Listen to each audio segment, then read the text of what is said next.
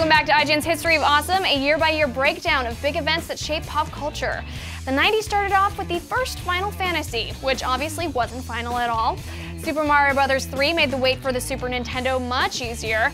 The Teenage Mutant Ninja Turtles arrived on the big screen in live action, no less. And Arnold Schwarzenegger got his ass to Mars. Let's reminisce about these events and more as we look back on the year 1990.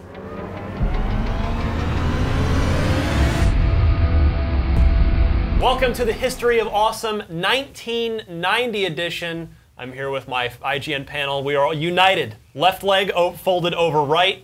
We are ready to rock. Let's start with the best thing of 1990. In my opinion, gentlemen, I'm gonna lay the gauntlet down. Gun to my head, the greatest video game of all time, and that is Super Mario Bros. 3. I don't know if you would find a lot of people out there disagreeing with you, but certainly a strong candidate, right? Absolutely. I mean, this is I like say that all the time.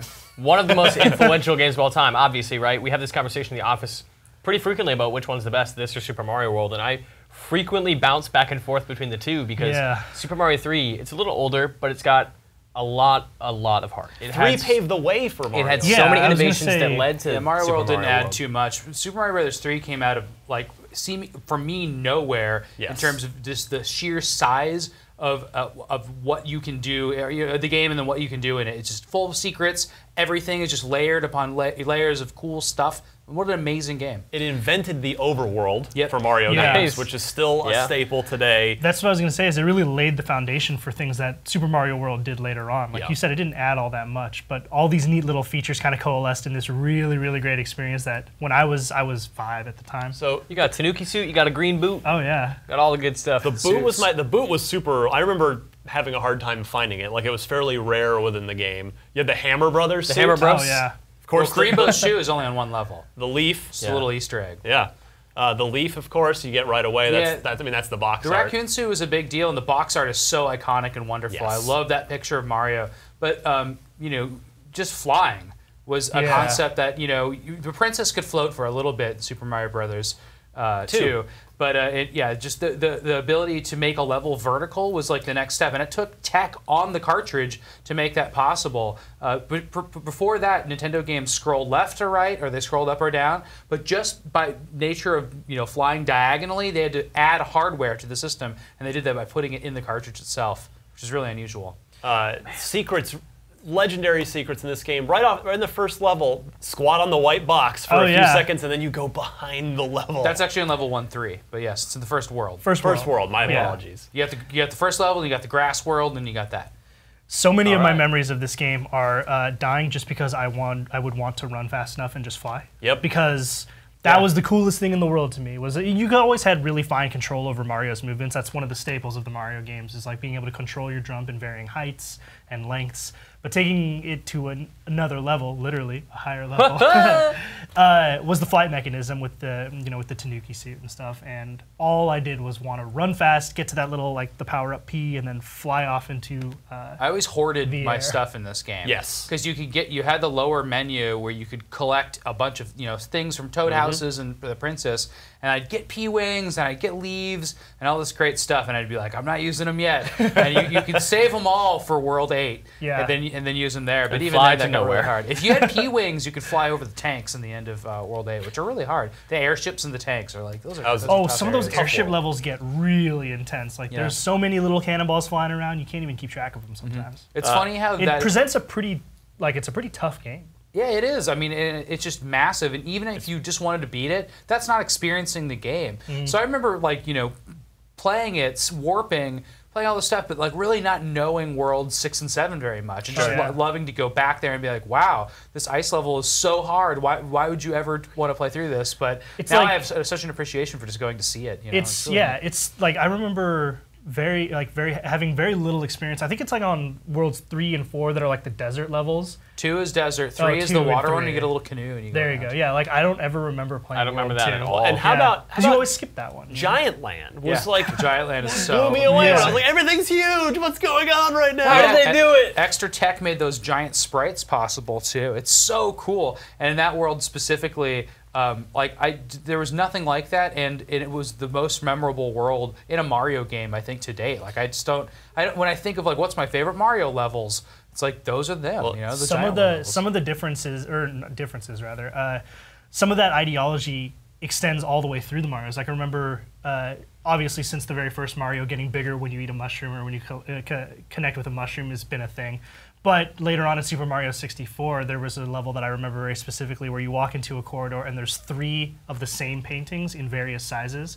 And when you jump into the smaller painting, everything's really tiny.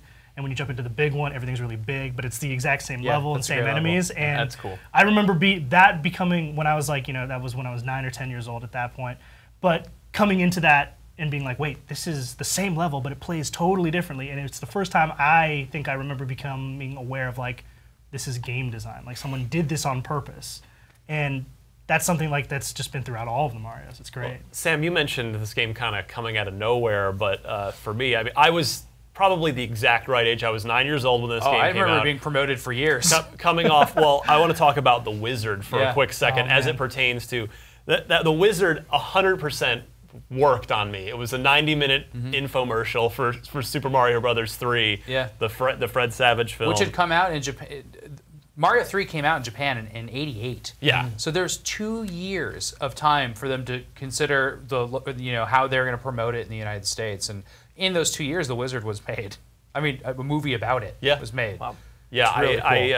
I remember seeing the film, wanting the game so bad, and then I was as middle class as it gets growing up, Mesa, Arizona, and my parents, they were super middle class, and they never just bought me games. I would usually have to save up some sort of allowance or use birthday money or something like that. But I vividly remember one day I came home and my mother handed me a plastic Kmart shopping bag. Because remember, Kmart actually did sell, they had a little video game section for a time, and I could see the yellow box through it. And I opened it up, and my mother had just, on a whim, bought me Super Mario Brothers 3, which had never happened with games. And remember the Mario commercial where it's the whole Earth chanting, and they've all come coalesced to make an image of Mario as it pulls out? Mario, Mario. I don't remember that. It was an extremely hyped game. And it was really cool that month in Nintendo Power, they also released a strategy guide. And another thing we're going to be talking about, Final Fantasy had a strategy guide too that year. But Nintendo Power, if you had a subscription at the time, you got this massive strategy guide that just exposed all the secrets in Mario, and that just made it all the more appealing to me as a kid. So Super Mario Brothers 3 sold 4 million copies in Japan, 7 million in the US. Huge numbers for the back then. And as of just a few years ago, if you adjust for inflation, Super Mario Brothers 3 is the highest grossing non-bundled video game ever, which, with again, adjusted for inflation, $1.7 billion. Wow. Deservedly so. It's GTA money. Yeah. Pretty much. No kidding. Now, you started to talk about, Sam, the custom hardware on the cartridge itself. Yeah. Yeah, there's what is it called? MMC? MMC3. Yeah, that chip not only allowed to have diagonal scrolling in the game, but it also allowed for that lower third where it has a menu. That was something that just the NES couldn't do on its own. It also allowed for sprites to be animated, a lot more sprites to be moving and animated. You'll remember there's if you're in the desert world and there's a bunch of bricks, all the bricks have a little shine to them. But the one brick that doesn't have a shine is the guy that can jump. There's really small details like that which were made into that. The jumping bricks, man, I hated those so much. It got to the point where you memorized where most of them were, but just the way they kind of jump, it's that arc always is unpredictable. You think you're clear of their path, but you're not. Now, Sam, you've got a fun fact down here that actually even I did not know. The names of the Koopa Kids. Yeah. Every single one is named after a musician. So you have Iggy for Iggy Pop, you have Windy for Windy O from the Plasmatics. Wow. You have Ludwig von Koopa. Roy Koopa is Roy Orbison. That's amazing. That's awesome. I did not know that. That's cute. Yeah. And I just want to finish up on Mario 3 by adding, if you've played it or not, it doesn't even matter. You need to have a modern copy of it around. I have it in my backpack right now on my 3DS. Yeah, me too. So it's $10 in the, which may be a little pricey, but it's Mario 3. It's worth it. In the virtual console system, the eShop. That's the word I'm looking for on on Virtual Console on either Wii U or 3DS. So go buy it for the love of God. Oh yeah. No matter what you've got. must have bought So that game 10 accessible and times. great to play. Like it just feels you feel like you're flying. It's also timeless. great. I mean, the art direct, nothing about it has aged badly. It will look Not and nothing. play beautifully forever. Yeah. Going back to it was also great just because some of the things you don't pick up on as a kid, like how great the music is and how iconic it is. Yeah. Weird things that instrumentation too. Yeah. And if you play with a friend, you can stop them where they are, go to that level, and then you fight them in a classic Mario Brothers level, like not Super Mario Brothers, Mario Brothers. Remember that? Where you go head to head in the Absolutely. little, and you can knock out all their coins, and then you can just play their turn, I believe. Well, you can definitely take their cards. If you know, at the end of each level, you hit the little brick that gives you a star, a flower, or a mushroom. You can steal those from your friends. It's really funny. So possibly the next most awesome video game of 1990 is a game that wasn't actually made in 1990, but it found its way to the United States in 1990, so that's where all of us experienced it for the first time, and that is Final Fantasy.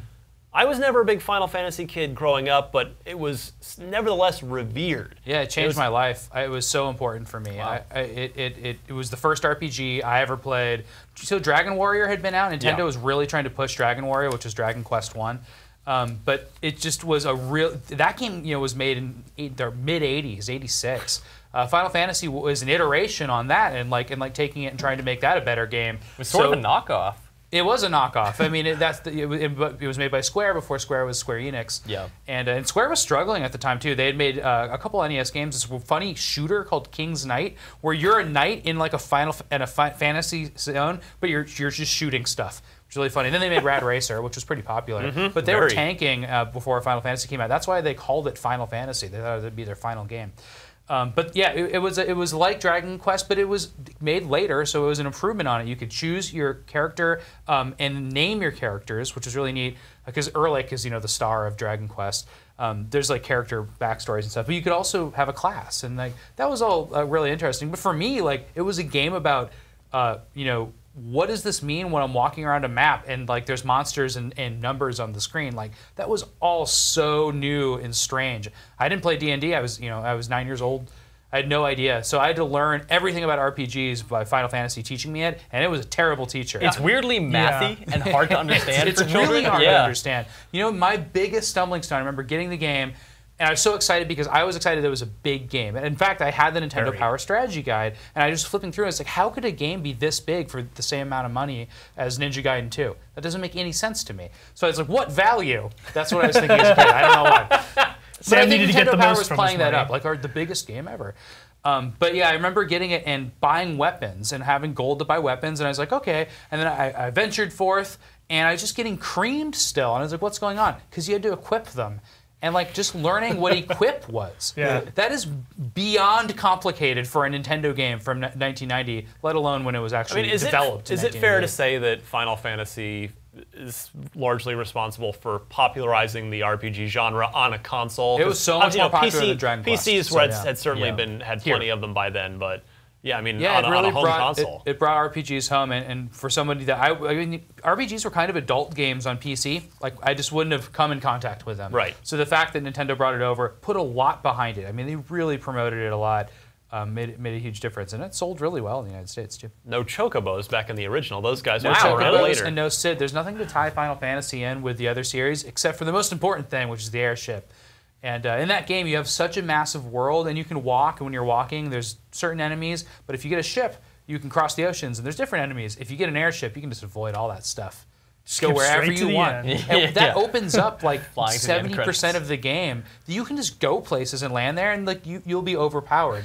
And I've talked about this in other shows, but I love that feeling when you have finally the world opens up, and you're like, I'm going to risk this. I'm going to go somewhere where I should. Maybe buy something that's really expensive. Because and that's another thing. I had to learn how to grind in that game. Yeah. You couldn't beat had to. anything Yeah. unless you just went around and fought these giants outside the elf town forever. It was so worth it to buy some silver stuff.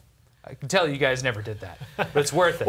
I was actually playing East Book 1 and 2 on the TurboGrafx while Final Fantasy was going on. It's sort of two different approaches at the same thing. You owned a TurboGrafx? I did. That's awesome. You were the guy. That was my first 16-bit system, even though it wasn't technically 16-bit. But Yeah. that I is grew neither up in here nor Arizona there. as well. I never even saw one growing up. Yeah. I think I saw them in like a rental store, but I never knew anybody. Well, my friend Robert, who ties into one of our other topics later, bizarrely, Classic Robert. He was sort of his parents definitely had a little more money, and they got him the TurboGrafx CD, and so that's how I played Eastbook 1 and 2 because it was the CD-ROM game. And if you had a Master System, you'd play Phantasy Star. That is true. Yeah. So there's a big Another RPG in game. each system. And then there wasn't another Final Fantasy for a long time because they skipped all of them, and then by 4 they made that into 2 here. But yeah, Final Fantasy 1. That's my favorite Final Fantasy. Really? I played a lot of Final Man. Fantasies. I just think it's like it's a funny but really intense, like almost arcadey RPG game. Sure, yeah. It's just different. It And sheds weird. a lot of the stuff that Final Fantasy relies on now too, which is like big sweeping stories, lots and lots of dialogue. And it there's is really none of just that. the heart of what makes those games Yeah, good. it's almost an action RPG in the sense that it doesn't have story, but it's still Originally turn-based boring originally RPG called for Fighting combat. Fantasy, not inaccurately. Yeah. So. And you know what else is cool about it? You choose your classes, but if you choose the really lame classes, like Red Wizard or Thief or Black Belt, they become awesome because later you graduate and you change class, and all your little characters actually get twice as high, and they look badass. And then they have a different thing. So like I think the Thief is the one that becomes the ninja, which is like really strange. It seems like a natural progression. Yeah. Yeah, can believe that. I might be Yeah. wrong on that, but there's also a black belt, but I think that becomes the master. So it's very strange, but they can start like characters that are just fighters can start using magic, for instance, and you just have cool. so many more permutations you can do them. And of course, there's infinite replay because you can play through as all white mages if you'd like, and have no attack power whatsoever, and just heal, heal, heal, and it's a completely different game. It's really funny.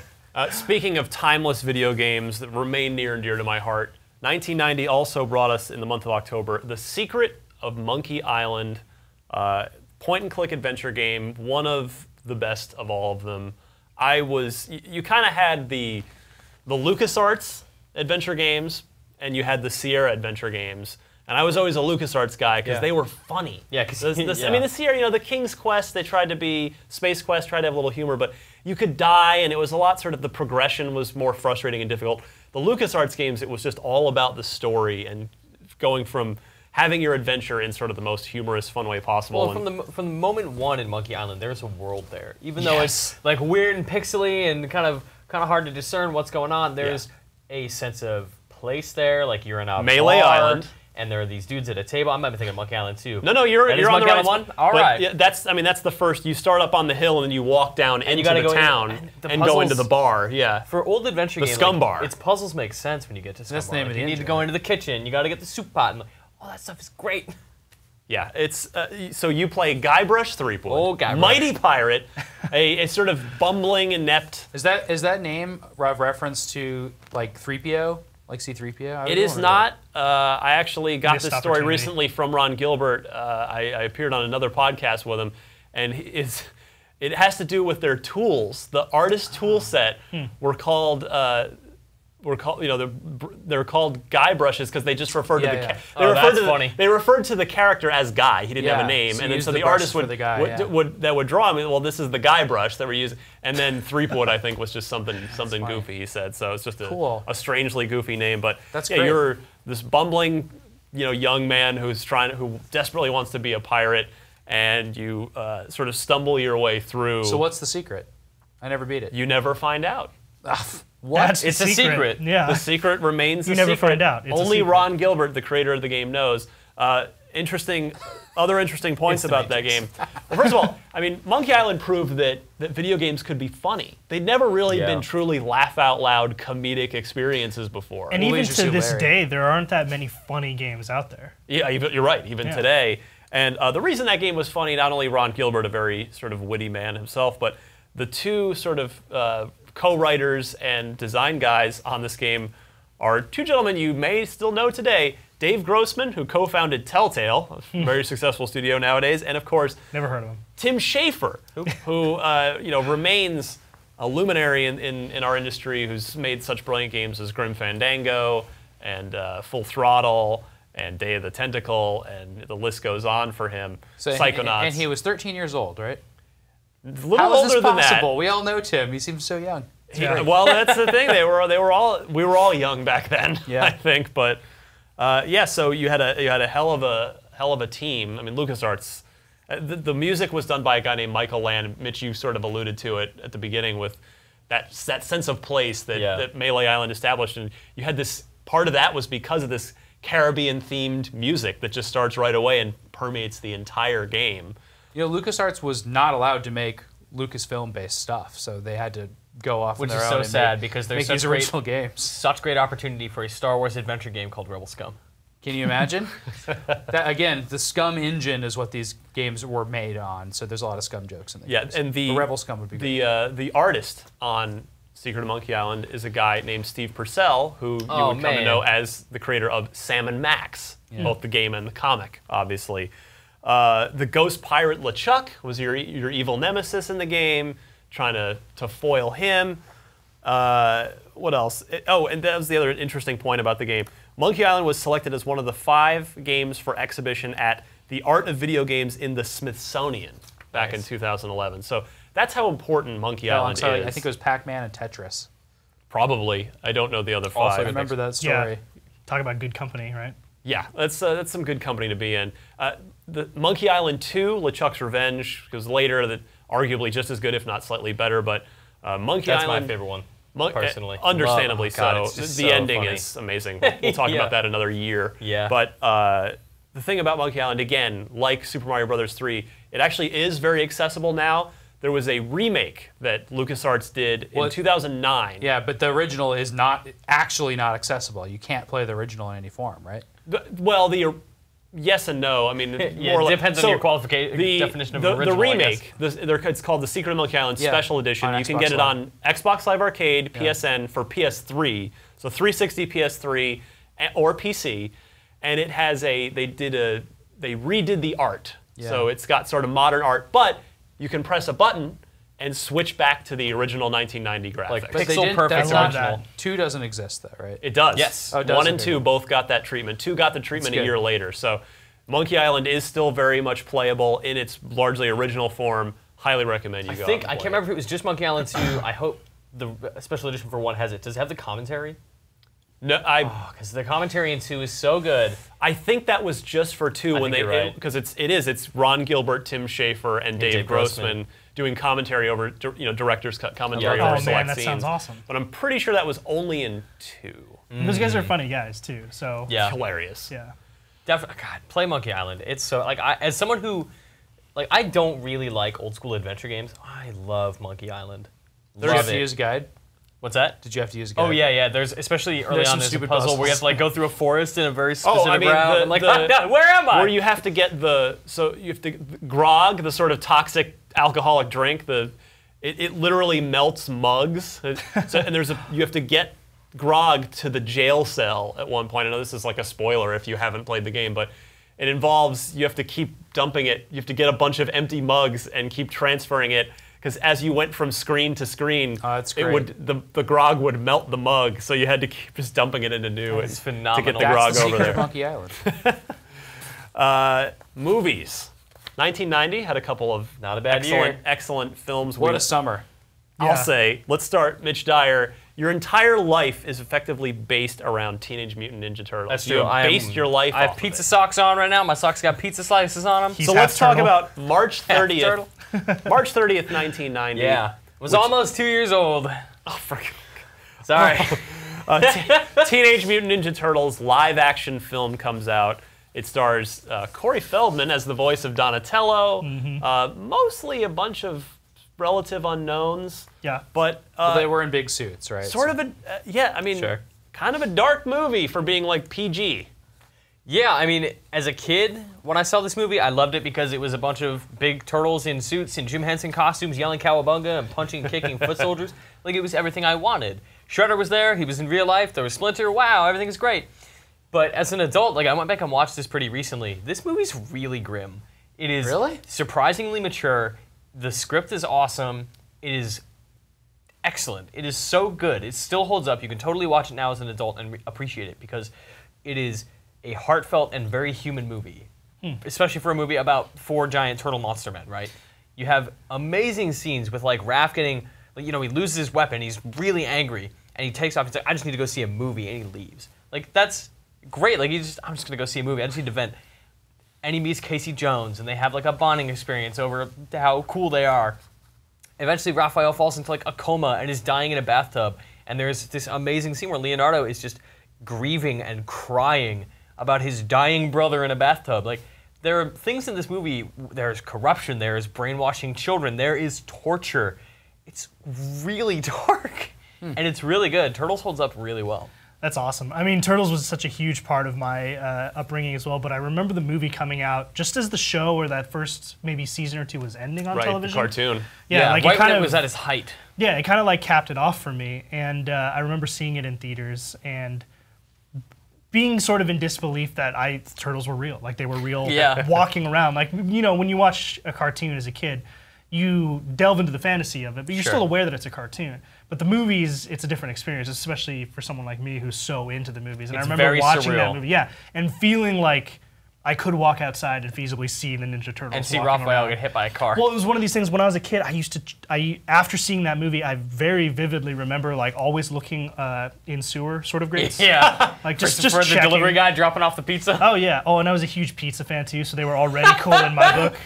Back in the day, I was a huge pizza fan. It's a hilarious story. I lost my way for a while, but I'm back. My mom and dad used to hate sending me to birthday parties because I would eat all the pizza, and they would feel really embarrassed. You were like a legend on your block. Oh, yeah, like, Finnegan, well, because like the pizza. Did you ever try to cut the pizza up with like a knife, like they do with the katana in that movie? I may have had a couple weird experiences with sharp objects, but no, Did you not ever like throw pizza on your parent figure's head? never Sean something like Four that. Slice Finnegan. Yeah, it was an interesting time for kid Sean Finnegan, but you have the Ninja Turtles to blame for that. Who says kids aren't impressionable? I love that movie so much. I bought it and watched it a million times on VHS when it came out on VHS, but seeing it a few times in the theater, I met my best friend Robert that way because I loved it, and we sort of met on the playground. We were in different classes in elementary school, and we just started playing Ninja Turtles together, and we've been best friends ever since. Important question. Which turtle were you? Leonardo. He's a Donatello guy. Just FYI. Hey, Robert. Good choices. You? Raphael, man. Yeah? I only played the video game, so I like Donatello because he had a he's good cheap. extension. Yeah. I was always a Leonardo guy too, but just because I liked the sword. I'm glad that I none of us are swords the best. Michelangelo, man. He's a cool dude. Those tiny he's little not. sides. He's a Joker. keep doing You it. gotta have the Joker. We won't talk about Secret of the Ooze, which was the not-so-good sequel. But that where- had Vanilla Ice in it. That's why it was so great. And That Super one was amazing. Shredder at the end, which Watch was that terrible, where the Or Doc don't. collapses on him, but he gets, he mutates himself and is suddenly all super ripped with more. Anyway, the good one, Teenage Mutant Ninja Turtles, this first one here, $13 million budget, which is not inconsequential in 1990, made $200 million, which that's like It hit at the right time. That's like $500 million in 2015 movie money. That's crazy. Oh, yeah. That spread too, but it only cost. That's pretty cheap to make because some of the movies we're talking about like cost $60 million. I bet half that budget was the Total Recall cost $60 million to make. Yeah. $13 million. That's they saved a lot on using chump puppets. change. Well, perfect segue. Let's we'll try to keep our eyes from bulging out of our eye sockets as we talk about Total Recall. Arnold Schwarzenegger, we see him on the monitor back there, young Arnie, looking good. Man Quaid. He had huge involvement in this movie too. He wasn't just in it. He was able to have veto power over the director and. How do you? I guess when you're Arnold, you just Arnold will can peak of his impose and you get powers. the power you need. He was a big deal. That was right when he was blowing up at That's what I was gonna say. Is like past late that. '80s, early '90s was the time of this really big sort of studio system at its peak. Post, the sort of the '70s, the height of filmmaking, where there were people like Arnold Schwarzenegger and Sylvester Stallone who were able at this point in their career where they were effectively producers of the movie. That's Their right. star Yeah, power he is was so totally involved. great that they have decisions over what cuts make it in, like who directs the movie and stuff like that, because the movie sits or effectively sits on their marketing power, their star power. He did this and T2 right in a row too. So I mean, this was the year of Schwarzenegger. Yeah, I mean he had a great run. He did Conan, T1, T2, and then this, like all within a span of like 7 or 8 years. Not bad. Yeah. Total Recall, though, based on a Philip K. Dick Short story. story, yeah. I don't think that adaptation is very close. And then there's the recent barely remake. an adaptation. Well, as is the case with most Yeah, it's called adaptations Minority of Philip Report's K. very yeah. loose as well. Well, Philip K. Dick has Which a was weird... going to be a sequel to Total Recall originally. Interesting. The Minority Report was the source material for a Jonathan Frakes directed sequel to Total Recall with Number Arnold one. Schwarzenegger that never happened. What could have been? Yeah, right. Just even imagining what that would be like is basically impossible. Yeah. I mean, Philip K. Dick novels and short stories have been adapted into the cinema for a long time, but very rarely are they even recognized as adaptations. The memory parts don't really matter in this movie too much. Once they get to Mars, then it's all about mutants and terraforming. This sort of like class struggle. Yeah, like it becomes like a very alien-like or aliens-like movie. It's also Schwarzenegger was totally into the idea of Paul Verhoeven directing this, so he personally recruited him after seeing RoboCop. And it totally has the RoboCop gross out elements to it. With it's violent, but it also has that technology and mutant gross out stuff. Well, just pulling the tracker out of his nose. Oh yeah. And the suit where he's dressed up as a woman. I love that when the wig is off and just comes. Some of those practical effects are they're so stunning for their time. By nowadays standards, they're a little bit dated. But if you watch that movie then, it was some of the most interesting stuff you've ever seen. When he pulls the tracking device out of his head, you can easily spot the point where it changes from real Arnold to crazy fake. Well, I watched it again last night because it'd been a while since I'd seen it. And you could just because by nature of Blu-ray, you could see it. Well, it's just I mean, nowadays since we're so reliant on CG, it's very easy to spot practical effects when they're done back in the 90s. It's pretty. The conjoined twin, I always remember looking really cool. Yeah, I mean, there's a lot of crazy stuff that still really holds up. That's what I was gonna say. The about dude's Total weird Recall lizard arm. Oh yeah, where he pulls off his other hand first, and then he's like, "I'm one of you," and he has that arm. The cabbie. That Total Recall's a really interesting spot because you have now the remake with Colin Farrell. No, we don't. Yeah, nobody really remembers it. It kind of came and went. Just TMNT, the Michael Bay version. Yeah, it came and went. Yeah. But one of the great things that you can. One of the good things about remakes is it kind of contextualizes what makes the originals so great. Absolutely. And watching Total Recall versus the Total Recall that we got with Colin Farrell, I think it was 2012. The script's way tighter and much simpler because it makes for an easier action movie, but it lacks any of the imagination and sort of deeper themes that Paul Verhoeven is really known for doing. He's always made kind of subversive movies and violent movies that deal with things that are deeper than what they appear to be. There's a lot of class struggle and sort of oppression going on in this film. And later on in films, or even earlier with RoboCop, and later on with films like, Starship Troopers, there's a lot of that kind of stuff. Yeah, it's really crazy. And the new one lacks any of that. Well, let's 180 and talk about Home Alone. Home Alone. The Thanksgiving classic. It has become a bit of a Thanksgiving classic. It's not a Christmas movie? It is a Christmas movie, I thought. Home Alone 2. Home Alone 2 is definitely happens during Christmas, but I thought, I don't remember. It's like Christmas, New Year's It came out November 16th, 1990, right at Thanksgiving time. That movie was so big. I remember it being everywhere and oh man. Macaulay Culkin, $533 million at the box office. Crazy. In 1990. And that's TMNT money. That's 2 TMNTs. $17 million budget. It made that one. twice as much. Home Alone is crazy because, like we said, just the numbers speak for itself, right? $17 million to produce that movie, 533 worldwide, and it spent 19 years as the highest grossing comedy of all time. The theme of that movie... Until 2009, until The Hangover came out. It was the highest grossing comedy. I'm sure it caused a lot of parental strife because the theme of that movie was setting booby traps. Yeah. And in the booby traps were extremely violent. Yeah. Oh, it's horrifying in hindsight, right? Most of them would kill people. Yeah. The paint can alone. Do I misremember? Does he hit a guy in the face with an iron or something? Well, he puts a hot iron on a doorknob and then they open it, which would be you basically be out of commission for a few years. As a kid, watching Home Alone as a kid, reconstructive surgery. A guy admired his, perseverance and innovation, but I was also mortified by this is actually really uncomfortable that he's just trying to murder these men. You were uncomfortable with that at the time? Yeah, I thought it was the coolest thing in the world. When he got the handle and you see his gross hand after, I was like, oh, what's he doing? He did that to him. He deserves it, but come on. See, I remember very vividly, after seeing this movie, I'm a very impressionable person just in general, but when I was a kid... Did you lay some traps? Oh, I laid all kinds of traps. I knew it. My parents hated me for that. And I remember even You're just eating pizza and watching them set traps. I also remember very clearly like trying to get lost in places so that they'd have to come find me. So that I thought it was. You sounded like a nightmare child. I had a nightmare child with a great imagination. I was convinced that by doing this, I would have this great adventure. Did you try to shave ever? No, never did any of that. Okay. Yeah, but so even today, man. I was very impressed by his character's sort of resourcefulness. Like I was like, this guy can build all these traps, and he's beating these adults like in his own house. Like what a guy! So he's outwitting all these old men. As you might expect from a film that grossed $533,000,1990, it spent 12 consecutive weeks in the #1 slot. Which I recall Jurassic Park actually in '93 being similar, was just #1 every week. There's a very few number of movies that have gone on. But yeah, 12 weeks. That's completely unheard of now. 12 weeks in a row. Guardians of the Galaxy 3 months knocked out after a few weeks, man. Yeah, 3 after months. 6 to 8 weeks, even the big ones jump out. I would even say 4 is almost unheard of now. Yeah. But that's some data we should look up. Yeah. It's a John Hughes movie. Yeah, so written and produced by John Hughes, not directed by John Hughes, directed by this guy Chris Columbus, not the Explorer, obviously. What? Yeah. No, I think you're wrong. wrong. Who would have thought, right? Come on, Wait, John. he's Get your alive, facts right? Together. Yeah. But not really known as a John Hughes movie, you know? No.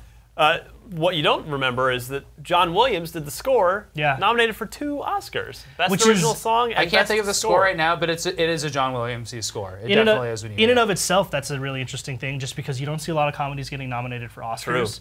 One thing you do see Hey, the a lot Lego is- movie sure did. Yeah, exactly. Got snubbed. But one thing you do see a lot is John Williams getting nominated for Oscars. Yeah, man. I think he's only won 5, but he's been nominated for 60. I think he was also like that's only 1 in 12 he wins. that dude was also nominated for Star Wars and Jaws in the same year, I think. Yeah. Or it was Star Wars or something else, like same year, 2 movies, and he beat himself Close to win an Encounters. Oscar. I'd like to thank Close Encounters, you're right. it fellow was. nominees If you're such as nominated, myself. if you're nominated and you win both, you should be able to accept both. Now, Sean Finnegan, right? Yeah. resident IGN film guru, you have an interesting note here about one of Daniel Stern's big scenes score. Daniel Stern, one of the 2 home invaders. Yes. So Daniel Stern, I mean, both of the villains in this, Joe Pesci and Daniel Stern, are really charming guys. But behind the scenes, there's this really interesting story. A lot of film dialogue is done. It's called additional dialogue replacement, ADR, right? It's a well-known technique in Hollywood, but because they had to use it for the iconic shot where he puts the tarantula on his face and he like runs up the stairs. And he screams.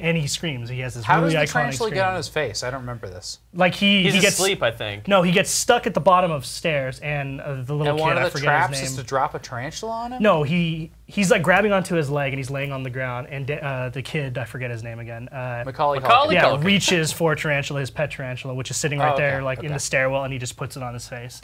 And he has this really great moment where it's like an iconic scream, but that had to be recorded via ADR because screaming would actually disturb the spider, and Daniel Stern hates spiders. So he just had to have the spider on his face in silence. and he only And they can did throw the one spikes take. in their hands. No He was like, kidding, you only you get get one Yeah, take. you only get one shot at this because I'm not doing it again. And so he just mimed opening his mouth and screaming, and then they put that in post. Huh.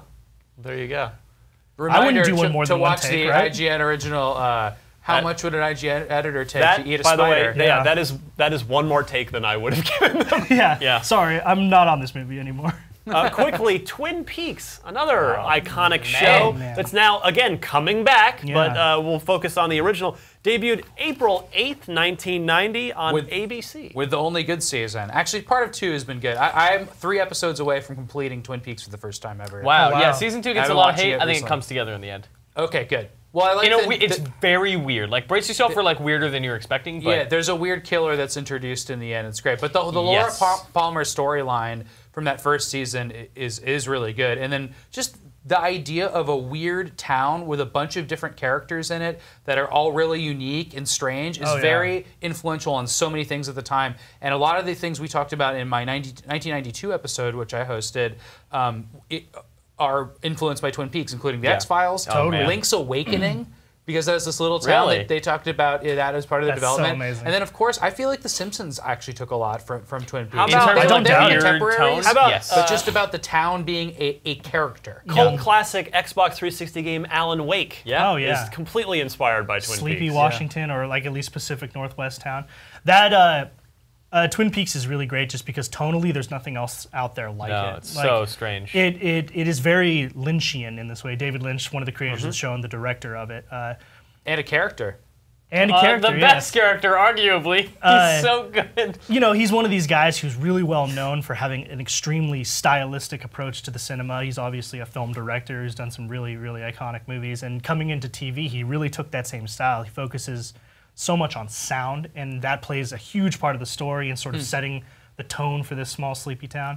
And like you said, it's super character-oriented, and because of that, it feels slow by modern standards. Like in terms of TV, you got to get because it's telling a story over a very long period of time. Yeah, and that's actually what's so engrossing about it is that nowadays you kind of get big story beats for each character every scene, right? Because you got to just keep people interested up until the cliffhangers, which leads into the next scene. This is really good about taking its time. That's why you remember all of these characters. Like even now, I still remember Audrey's arc as being really important. Audrey's great.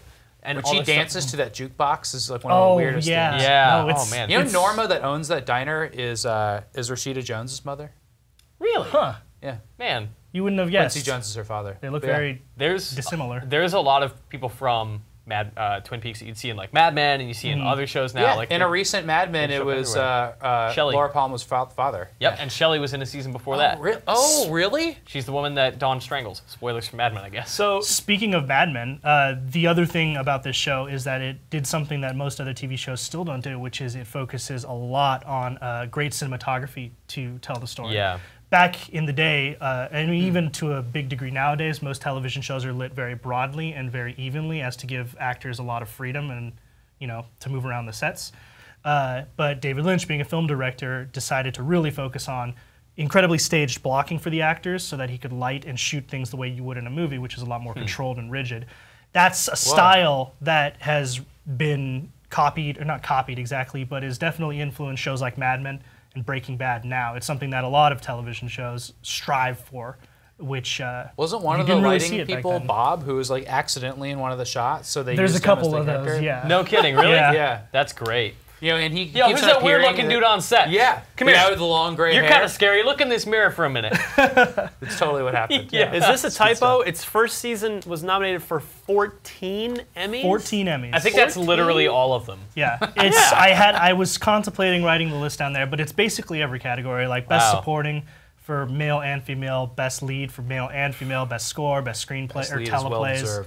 Best music, like all kinds of them. Only won 2, I believe. The show really was ahead of its time. I mean, if you look at the character development in that show, like ultimately that show is about the secrets we keep and not really knowing the people you think you know. Also, it's about donuts and Agent Cooper's coffee. Yes. Just damn fine coffee. Which makes him such a great character. It is coming back with David Lynch at the helm. He's resolved his financial dispute with the studio, so I don't know what to think about that. Well, hopefully, see what happens. I mean, like Mitch said, it was a little bit ahead of its time, and in the end, kind of succumbed to studio pressure. Like ABC wanted them to reveal the killer early on in season 2 because they felt they owed it to the audience, and Lynch and Frost did not want to do that. But that reveal is really good. Right. And it's their original so intention was to never reveal it. Yeah. And then it kind of, there's some argument out there that the show took a dip in quality after the murder was revealed. But hopefully the studios learned their lesson this time, and when they have David Lynch come back and Frost. TV's so much different now. I mean, they have to have Log Lady. Yeah, creators are Log Lady, a classic. So much more empowered. Ask the Log. She's an important character. Ask the Log. Let's talk real quick, guys, about some Goodfellas. Oh my gosh. Talk to me about Goodfellas. September 9th, 1990 hits theaters. One of the greatest movies ever made. I definitely didn't see this movie in 1990. I did not either. Yeah. It actually, not a lot of people did. Am I a clown to you? I make you laugh? What do you mean I'm funny? Yeah. That's a tense scene. It is. Very tense. So handled at 1990. This is probably Joe Pesci's best role in history. It is. Like he peaked really early in his career. He. What about Lethal Weapon 3? Whatever.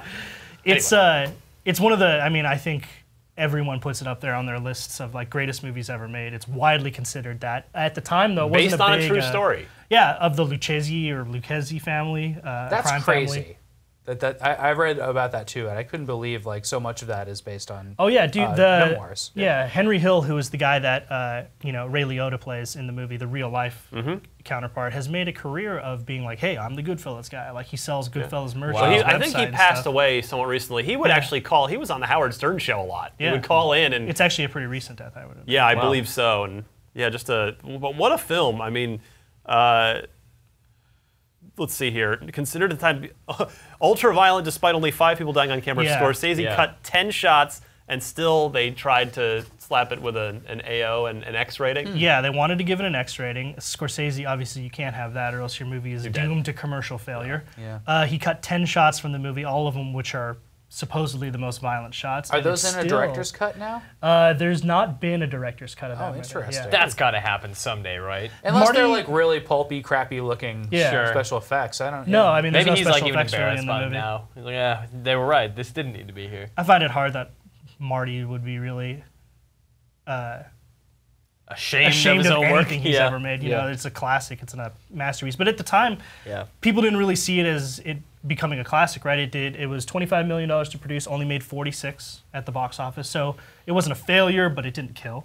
Right. It's certainly no Home Alone. It's no TMNT, I tell you that. More TMNT, yeah. But I think a lot of people early on, it was on a lot of people's critics' best of lists. It was nominated for 6 or 7, 6 Academy Awards.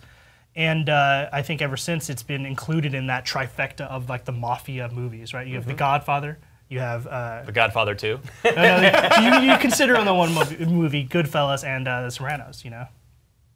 Yeah. In fact, inspired David Chase.